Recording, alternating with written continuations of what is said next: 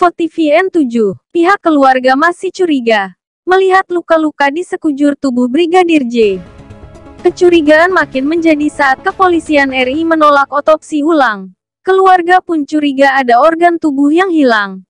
Terkait hal itu Kadif Humas Polri Irjen Dedi Prasetyo mengaku sudah melakukan pengungkapan kasus secara transparan. Permintaan otopsi ulang karena otopsi sudah dilakukan. Hasil otopsi akan diungkapkan bersama pihak Komnas HAM agar lebih transparan. Polri mengklaim pengungkapan kasus meninggalnya Brigadir J sudah dilakukan sebaik mungkin. Bahkan penyidikan masih diusut sampai sekarang. Dan Kepala Divisi Humas Masyarakat Inspektur Dedi Prasetyo mengkonfirmasi bahwa hasil otopsi Brigadir J sudah selesai. Dia mengatakan hasil akan segera diumumkan. Hasil otopsi sementara yang pernah diumumkan oleh Kapolres Jakarta Selatan Kombes Budi Herdi Susianto.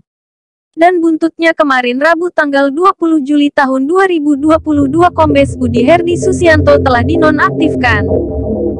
Warahmatullahi wabarakatuh. Selamat malam, salam sejahtera, salam sejahtera, budaya, salam kebajikan.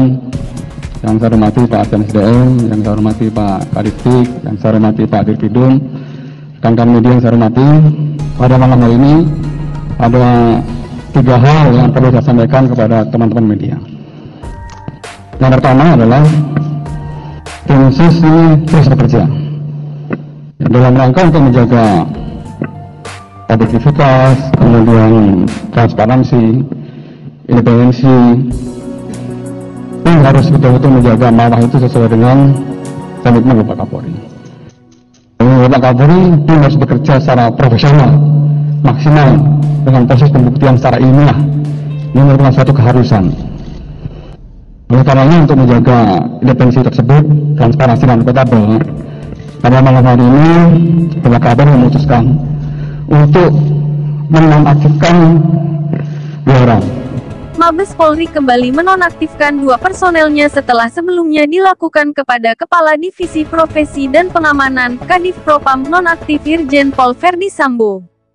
2 polisi yang dinonaktifkan dari jabatannya, yakni Kepala Biro Pengamanan Internal Karo Paminal, Divisi Propam Polri Brigjen Hendra Kurniawan dan Kapolres Jakarta Selatan, Kombes Budi Herdi Susianto.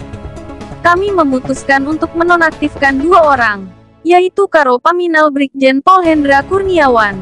Yang kedua, Kapolres Metro Jakarta Selatan Kombes Budi Herdi Susianto, kata Kepala Divisi Humas Polri Irjen Dedi Prasetyo di Mabes Polri, Jakarta, Rabu, tanggal 20 Juli tahun 2022. Penonaktifan kedua polisi dari jabatannya itu tak terlepas dari kasus dugaan aksi baku tembak anggota Polri antara Brigadir J Huta Barat dan Baradae. Aksi tembak-menembak yang menewaskan Brigadir J itu terjadi di rumah dinas Irjen Verdi Sambo, di Kompleks Polri Duren 3 Pancoran, Jakarta Selatan pada Jumat tanggal 8 Juli tahun 2022 sore. Kasus tersebut terkuak setelah 3 hari kejadian Senin tanggal 11 Juli tahun 2022.